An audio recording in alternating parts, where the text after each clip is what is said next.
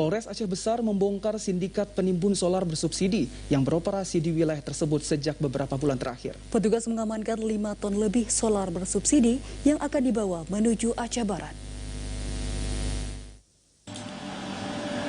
Terbongkar sindikat penimbunan BBM bersubsidi ini berawal dari informasi yang diperoleh oleh Polres Aceh Besar terkait adanya truk tangki bermuatan solar subsidi yang akan melintas di kawasan Aceh Besar Rabu 6 April tahun 2022 kemarin. Polisi yang menindaklanjuti laporan tersebut akhirnya mengamankan sebuah truk tangki di Jalan Banda Aceh Melabuh, tepatnya di Kampung Lain, Kecamatan Lepung, Aceh Besar. Kepada petugas, sopir truk dengan nomor polisi BK8306FG berinisial MF mengaku akan membawa minyak menuju Aceh Barat.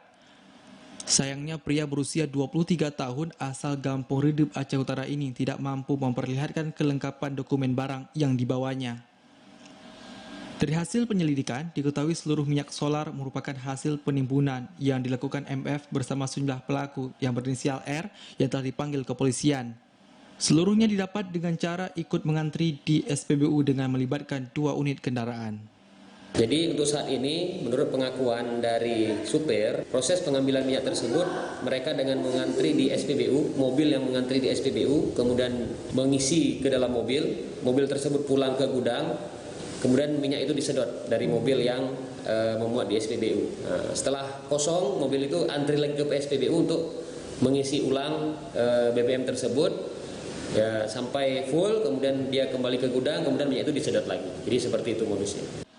Charlie menambahkan, MF merupakan orang suruhan yang bertugas membawa minyak menuju Aceh Barat dengan upah 1,3 juta untuk setiap trip keberangkatan. Adapun pemilik minyak solar subsidi tersebut diduga kuat adalah R.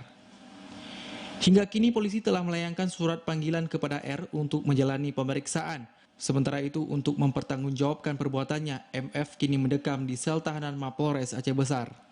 Pelaku dijerat pasal 55 Undang-Undang Republik Indonesia nomor 22 tahun 2001 tentang minyak dan gas bumi dengan ancaman 6 tahun penjara. Dari Aceh Besar, Arman Konadi, TVRI melaporkan.